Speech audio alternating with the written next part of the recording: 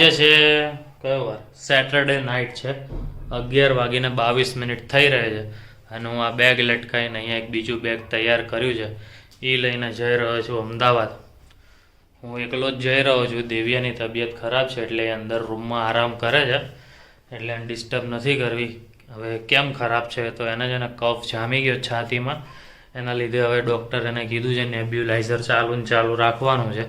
હજી 1-2 રિપોર્ટ કઢાવવાના છે. તો દિવ્યા હજી કાલે પાછી જવાની છે સન્ડેના દિવસે કઢાવવા.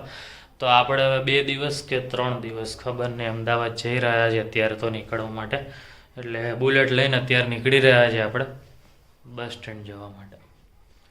બરાબર, તો બસ ચલો હું અત્યારે નીકળું છું અને હવે જોઈએ આ વ્લોગ 2 દિવસનો ભેગો બને છે કે કાલે હું રાત્રે અપલોડ કરું છું કે નથી કરતો એ જોઈએ. એનિવર્સરી અમે અહીંયા ઘરમાં જ સેલિબ્રેટ કરી હતી કારણ કે દિવ્યા બહાર જઈ શકે એમ નહોતી એટલે અમે લોકો હોસ્પિટલથી ઘરે જ આવી ગયા હતા અને પછી ઘરે શાંતિથી જઈમાં બહારથી લઈ આવ્યા હતા. એ મસ્ત ખાધું પીધું અને મૂવી જોયું શાંતિથી સૂતા કારણ કે કન્ટિન્યુ નેબ્યુલાઇઝર રાખવાનું હોય એટલે ક્યાંય બહાર તો જઈ ના શકીએ. એટલે જોઈએ હવે અત્યારે તો દિવ્યા નથી આવતી એટલે લગ્ન સુધીમાં તાજી માજી થઈ જાય એવું આપણે તમે પ્રે કરજો, હું પણ કરીશ. બાકી તો બસ અત્યારે આપણે જઈએ છીએ તો તમને ચલો લઈ જઈએ ક્યાં અમદાવાદ. તો બસ જો આપણે બસ સ્ટેન્ડે પહોંચી ગયા છે. 12 વાગવાની તૈયારી છે. હજી બસ તો નથી આવી, જો કે 12:10નો ટાઈમિંગ છે એટલે હજી હવે આવશે પણ 12 વાગે ટ્રાફિક જોઈ લો તમે. લગ્નની સિઝન છે ને એટલે આટલો ટ્રાફિક રહેવાનો, ફૂલ ટ્રાફિક છે અહીંયા. પંખો જોવો ખાલી, ઓ સારું છે ચાલુ નથી નહીતર ઠંડીમાં તો ઠૂઠવાઈ જાય. તો કે ઠંડી છે નહીં પણ આ પંખોય નથી એટલે સારું છે. તો સીધા આપણે પહોંચી ગયા અમદાવાદ સવારના 5:30 વાગે. હવે રિક્ષાની મજા લેતા લેતા આપણે અમદાવાદ જઈ રહ્યા છે. જોરદાર જો રેડી થઈ ગયા છે. પપ્પા તો આવવાના નથી, પપ્પાને હે ને પગમાં વાગ્યું છે. એનું ડિસ્કશન આપણે રાત્રે કરીશું, કેવી રીતે વાગ્યું, શું વાગ્યું. અહીંયા મમ્મી રેડી થઈ ગઈ મમ્મી? રેડી હો બેટા. તો બસ પપ્પાની માટે ચા બનાવી દીધી છે મમ્મીએ. એટલે હવે કયું આ પહેરતો જાવ એમ કયો તમે? હું આ લઈને આવ્યો હતો તો પપ્પા કે તું આ પહેરતો જાય એટલે હવે એ પહેરતો જાઉં છું. થઈ ગયા મને હવે એક જ નંબર છે. તો બસ ચલો રેડી થઈ ગયા. હવે આગળ મળીએ આપણે પાછા. હા મમ્મી જો ચા અહીંયા પપ્પા માટે આમ નાસ્તો બાસ્તો બધું રેડી રાખ્યું. આવે તો કેવું લાગે યાર. અરે યાર હમણાં બધું ગોઠવી દઈશ. હાલો હું થેલો ભર લઉં અહીંયા પાછો. પ્રસંગ પતાય ને ત્યારે અહીંયા આવી ગયા છે રતનપોળમાં. મમ્મી મને કંઈક લઈ દેવાનું. શું લઈ દેશ મમ્મી? ઓહો ચલો તો આજે સોને પે સુહાગા થઈ ગયું છે. હવે ફંક્શનમાંથી આવી ગયા. આપણે તો હજી ફંક્શનવાળા કપડામાં જ છીએ. તો પહેરીને જબ્બો લેવા જ આવું. હવે જોઈ શું કરીએ. હવે તો આગળ તમને બતાવીએ.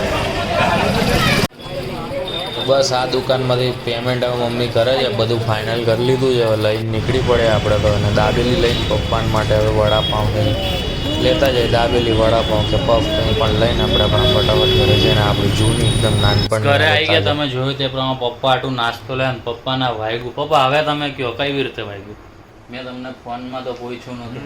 તમે ખાલી એટલું કીધું ખટારામાં ભટકાણા પણ થયું હું ટ્રક નીચે મારે એક્ટિવા અંદર આવી ગયું. ટ્રકની નીચે? હા. પગમાં વાગ્યું ખાલી, માથા બાથમ ન હોય? નહીં વાગ્યું નહીં. હેલ્મેટ પહેરેલું હતું.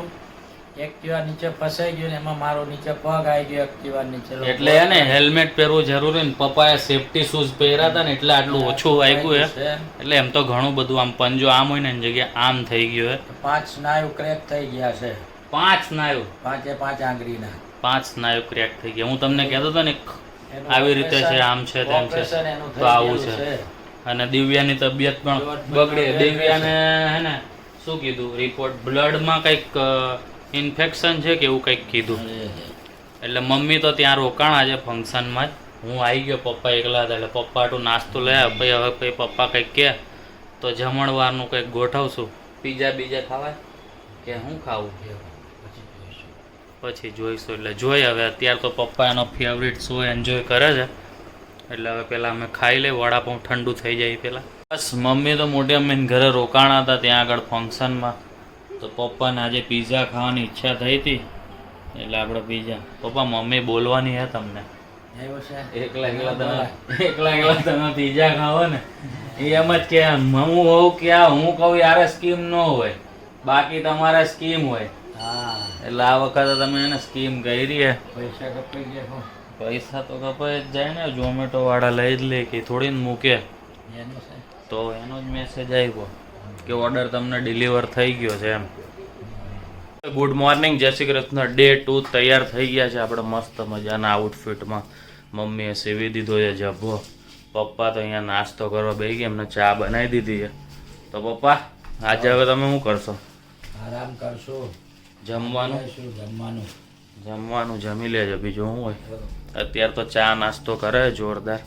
તો બસ અત્યારે હવે ફંક્શન, આજે લગ્ન લખવાના છે, કાલે રાંદલ ને એવું હતું એટલા માટે. એટલે ફેમિલી ફંક્શનના વ્લોગ્સ નથી આવતા કારણ કે એ લોકોને કન્સર્ન છે કે ભાઈ નહીં ઉતારવા, એટલે આપણે નથી ઉતારતા પ્રાઇવસીના લીધે. તો બસ કંઈ નહીં, અત્યારે તો આપણે ત્યાં જઈશું, ત્યાંથી પાછા ફંક્શન પતાવીને પાછા મમ્મી તો આવશે એટલે જોઈએ હવે આજે પાછા બજારમાં જઈએ છે કે નહીં. બાકી તો હવે પછી આજે રાજકોટ જવા માટે નીકળવાનું, એટલે આગળના આગળ હવે જોઈએ કઈ રીતે છે. બાકી આ મસ્ત જબ્બો લાગી રહ્યો છે. તો જો અમદાવાદની વાત કરતા હોય ને તમને રિવરફ્રન્ટ ના બતાવીએ એવું તો બની ના શકે. સવારમાં હજી કેટલા વાગ્યા? 8:30 થઈ ગયા અને ટ્રાફિક જોઈ લો તમે. હજી આપણે આ બ્રિજ ઉપર જવાનું બાકી રહી ગયું છે, ખબર નહીં ક્યારે વારો આવશે. બાકી જોઈ લો ટ્રાફિક તો અત્યારમાં થઈ ગયો. મેં કીધું લાવો તમને આ શાંત સાબરમતી બતાવી દે. જોઈ લો આ બાજુ ને પેલું બતક ને એવું બધું જોવા મળે. હજી દેખાય તમને કે નહીં? અહીંયા ક્યાંક છે, હવે તમે ગોતો ક્યાં છે, મને આમ ઝૂમ કરીને સ્ક્રીનશોટ મોકલજો જો કોકને દેખાતું હોય તો. બાકી તો જોઈ લો આ રોડ આવી રીતે જોરદાર. ફંક્શનમાંથી તો આવી ગયા, અત્યારે આપણે જૂના એરિયામાં, કોલેજ ટાઈમના એરિયામાં આવી ગયા અહીંયા ફાસ્ટ ફૂડ લેવા માટે, એટલે કે દાબેલી લેવા માટે. મમ્મી તો અહીંયા મોલમાં પાછળ ગયા છે બધી શોપિંગ કરવા, એટલે હવે જોઈએ કેટલા વાગે આપણે જઈએ પાછા. હજી બહાર જવાનું છે એક જગ્યાએ, એ કામ પતાવીને પછી આગળ જઈએ. હવે કપડાં ચેન્જ કરીને આપણે તો શોપિંગ કરવા નીકળ્યા હતા, તો મમ્મીને એની બધી વસ્તુ લેવાની યાદ આવી ગઈ છે, એટલે હવે અહીં અંદર વસ્તુ લેવા ગયા છે.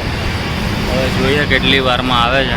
આપણે તો નાસ્તો લઈ લીધો છે, ફોન પાછા લઈને નથી ગયા મેડમ, એટલે કેટલી વારમાં આવે છે હવે જોઈએ. ફોન છે નહીં, પાછી મારી શોપિંગની બેગ બધી એક્ટિવામાં મૂકેલી છે. હવે કીધું તો છે, ના આવી ગયા. દેખાય તમને? નથી દેખાતા? જો હવે ચાલતા આવી રહ્યા છે અહીંયા. એટલે બસ ચલો હવે પાછા ઘરે જઈએ, પછી પાછા મળીએ આપણે. પપ્પાની શોપિંગ અહીંયા પડી છે અને મારી અહીંયા પડી છે. મેં તો કીધું કે ડબલ એક્સેલ. તો મારે ડબલ એક્સેલ, શરીર વધી ગયો હવે મારો. તો લ્યો નાસ્તો ખાઈ લ્યો, બીજું શું હોય. અલગ અલગ હોય ને કંપનીના, એટલે બાકી 42 મેં તો ત્રણેય પહેરીને જોઈ લીધા. 42 સાઈઝ હોય ને એ બરોબર સ્ટાન્ડર્ડ કંપની. તો લાવ બિસ્કિટ લાવ મારે. બીજા લીધા રસ્તામાં ખાવા નહીં જોઈ મારે. એ તમે ખાજો. આ આવું છે કે ઓરિજિનલ હાઇડ સિક છે? તો આપણે ઓરિજિનલ જોશે ભાઈ. આ તમે ટાઈગર ફાઈગર તમે રાખો. આ બેગમાં નાખતો જાઉં ને, આ બેગ ખાલી, એમાં બિસ્કિટ ને આ શર્ટ નાખતો જઈશ બધા, બરાબર. રાતના વાગી ગયા છે 7:15, બેગ થઈ ગયા પેક. આ ડબ્બામાંથી બિસ્કિટ લઈ લીધા. મમ્મી કંઈક હજી કરે. શું લાવસ મમ્મી મારા હાટું? મેં તો કીધું હજી કંઈક કાઢે. આજ મમ્મી એટલી બધી ખરીદી મને કરતી હતી ને, હવે તમને રાજકોટ જઈને બતાવીશ. આ બેગ આખું મારું જ ભરેલું છે આ વખતે. ઓહો. તો પપ્પા ધ્યાન રાખજો. બિસ્કિટ લીધા, આની અંદર ભરી દીધા. હવે ડબ્બો ખાલી કરી દીધો ટૂંકમાં મેં. ના હો છે અંદર. હા ટાઈગર ને એ બધા અંદર મૂક્યા. ના આવે એને કઈ નથી જાવ. હાલ તો હું નીકળું હો મમ્મી. એમ તો આવી ગયા છે પણ હજી આપણી બસ તો નથી આવી, એટલે હવે રાહ જોવાની છે એઝ યુઝ્યુઅલ. 7:50નો ટાઈમ છે, આપણે 4 મિનિટ 6 મિનિટ પહેલાં આવી ગયા, પણ આપણને 8 વાગ્યા પછી આવશે એમ તો કહી જ દીધું. હવે જોઈએ કેટલા વાગે આવે.